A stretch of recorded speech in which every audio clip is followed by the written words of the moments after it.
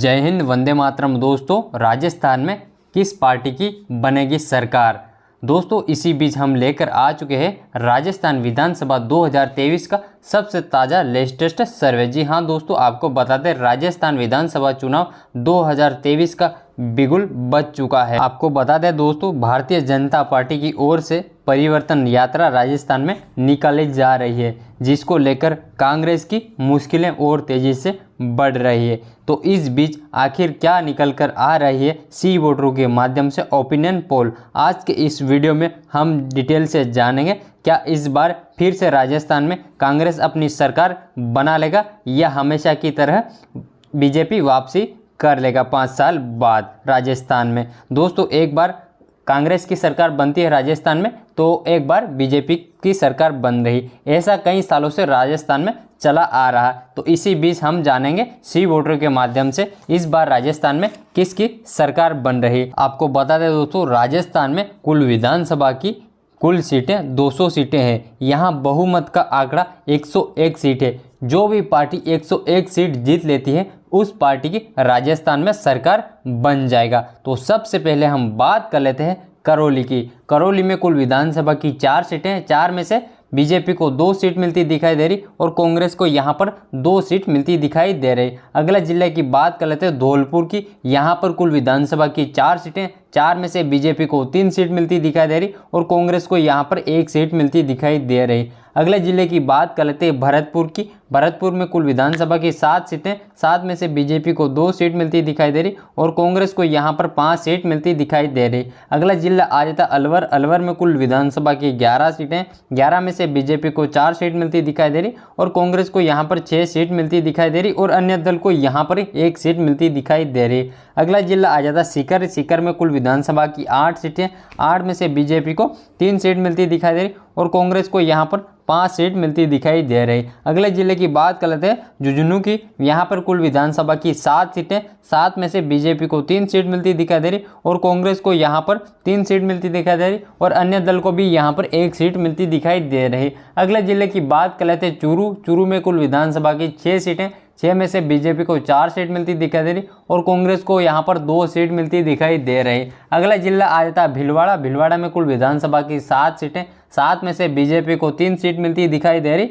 और कांग्रेस को यहाँ पर 4 सीट मिलती दिखाई दे रही। अगले जिले की बात कर ले राजसमंद की। यहाँ पर कुल विधानसभा की 4 सीटें, 4 में से बीजेपी को 2 सीट मिलती दिखाई दे रही और कांग्रेस को भी यहाँ पर 2 सीट मिलती दिखाई दे रहे। अगला जिला आ जाता हनुमानगढ़। हनुमानगढ़ में कुल विधानसभा की 5 सीटें, 5 में से बीजेपी को 2 सीट मिलती दिखाई दे रही और कांग्रेस को यहाँ पर 3 सीट मिलती दिखाई दे रही। अगला जिला आ जाता नागौर। नागौर में कुल विधानसभा की 10 सीटें, 10 में से बीजेपी को 3 सीट मिलती दिखाई दे रही और कांग्रेस को यहाँ पर 6 सीट मिलती दिखाई दे रही और अन्य दल को भी यहाँ पर 1 सीट मिलती दिखाई दे रही। अगला जिला आ जाता जोधपुर। जोधपुर में कुल विधानसभा की 10 सीटें, 10 में से बीजेपी को 4 सीट मिलती दिखाई दे रही और कांग्रेस को यहाँ पर 6 सीट मिलती दिखाई दे रही। अगला जिला आ जाता जालोर। यहाँ पर कुल विधानसभा की 5 सीटें, 5 में से बीजेपी को 2 सीट मिलती दिखाई दे रही और कांग्रेस को यहाँ पर 3 सीट मिलती दिखाई दे रहे। झालोद के बाद अगला आ जाता है करोही। करोही में कुल विधानसभा की 3 सीटें, 3 में से बीजेपी को सुपड़ा साफ हो गया, यहाँ पर बीजेपी को 1 भी सीट नहीं मिलती दिखाई दे रही और कांग्रेस को यहाँ पर 3 में से 3 सीट मिलती दिखाई दे रही। अगला जिला आ जाता उदयपुर। उदयपुर में कुल विधानसभा की 8 सीटें, 8 में से बीजेपी को 3 सीट मिलती दिखाई दे रही और कांग्रेस को यहाँ पर 5 सीट मिलती दिखाई दे रही। अगला आ जाता डूंगरपुर। डूंगरपुर में कुल विधानसभा की 4 सीटें, 4 में से यहाँ पर बीजेपी का सुपड़ा साफ हो गया। डूंगरपुर में यहाँ पर 1 भी सीट बीजेपी को नहीं मिलती दिखाई दे रही और कांग्रेस को 2 सीट मिलती दिखाई दे रही और डूंगरपुर में अन्य दल को यहाँ पर 2 सीट मिलती दिखाई दे रही। यहाँ पर अन्य दल ने अच्छी खासी पकड़ करी हुई है। अगला जिला आ जाता है बांसवाड़ा। बांसवाड़ा में कुल विधानसभा की 5 सीटें, 5 में से बीजेपी को 2 सीट मिलती दिखाई दे रही और कांग्रेस को भी यहाँ पर 2 सीट मिलती दिखाई दे रही और अन्य दल को भी यहाँ पर 1 सीट मिलती दिखाई दे रही। अगला जिला आ जाता है प्रतापगढ़। प्रतापगढ़ में कुल विधानसभा की 2 सीटें, 2 में से बीजेपी को 1 सीट मिलती दिखाई दे रही और कांग्रेस को भी यहाँ पर 1 सीट मिलती दिखाई दे रही। अगला जिला आ जाता झालावाड़। झालावाड़ में कुल विधानसभा की 4 सीटें, 4 में से बीजेपी को 1 सीट मिलती दिखाई दे रही और कांग्रेस को भी यहाँ पर 3 सीट मिलती दिखाई दे रही। अगला जिला आ जाता है चित्तौड़गढ़। चित्तौड़गढ़ में कुल विधानसभा की 5 सीटें, 5 में से बीजेपी को 2 सीट मिलती दिखाई दे रही और कांग्रेस को यहाँ पर 3 सीट मिलती दिखाई दे रही। अगला जिला आ जाता है कोटा। कोटा में कुल विधानसभा की 6 सीटें, 6 में से बीजेपी को 3 सीट मिलती दिखाई दे रही और कांग्रेस को भी यहाँ पर 3 सीट मिलती दिखाई दे रही। अगला जिला आ जाता है 12। 12 में कुल विधानसभा की 4 सीटें, 4 में से बीजेपी को 3 सीट मिलती दिखाई दे रही और कांग्रेस को यहाँ पर 1 सीट मिलती दिखाई दे रही।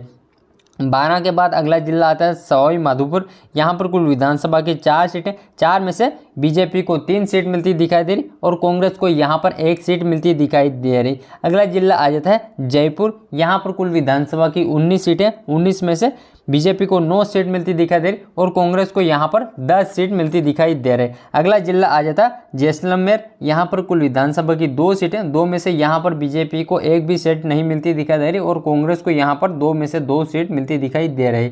अगला जिला आ जाता है बाड़मेर। यहाँ पर कुल विधानसभा की 7 सीटें, 7 में से बीजेपी को 3 सीट मिलती दिखाई दे रही और कांग्रेस को यहाँ पर 4 सीट मिलती दिखाई दे रही। अगला जिला आ जाता है गंगानगर। यहाँ पर कुल विधानसभा की 6 सीटें, 6 में से बीजेपी को 2 सीट मिलती दिखाई दे रही और कांग्रेस को यहाँ पर 4 सीट मिलती दिखाई दे रहे। अगला जिला आ जाता है बीकानेर। बीकानेर में कुल विधानसभा की 7 सीटें, 7 में से बीजेपी को 4 सीट मिलती दिखाई दे रही और कांग्रेस को यहाँ पर 3 सीट मिलती दिखाई दे रही। अगला जिला आ जाता है पाली। पाली में कुल विधानसभा की 6 सीटें, 6 में से बीजेपी को 2 सीट मिलती दिखाई दे रही और कांग्रेस को यहाँ पर 4 सीट मिलती दिखाई दे रही।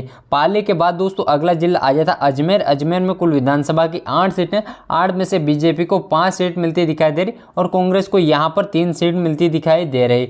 पाली के बाद अगला जिला आ जाता बूंदी। बूंदी में कुल विधानसभा की 3 सीटें, 3 में से बीजेपी को 2 सीट मिलती दिखाई दे रही और कांग्रेस को यहाँ पर मात्र 1 सीट मिलती दिखाई दे रही। अगला जिला आ जाता टोंक। टोंक में कुल विधानसभा की 4 सीटें, 4 में से बीजेपी को 2 सीट मिलती दिखाई दे रही और कांग्रेस को भी यहाँ पर 2 सीट मिलती दिखाई दे रही। अगला जिला आ जाता दौसा। दौसा में कुल विधानसभा की 5 सीटें, 5 में से बीजेपी को 2 सीट मिलती दिखाई दे रही और कांग्रेस को यहाँ पर 3 सीट मिलती दिखाई दे रही। तो दोस्तों ये था राजस्थान विधानसभा चुनाव का ओपिनियन पोल का सर्वे, ताजा लेटेस्ट।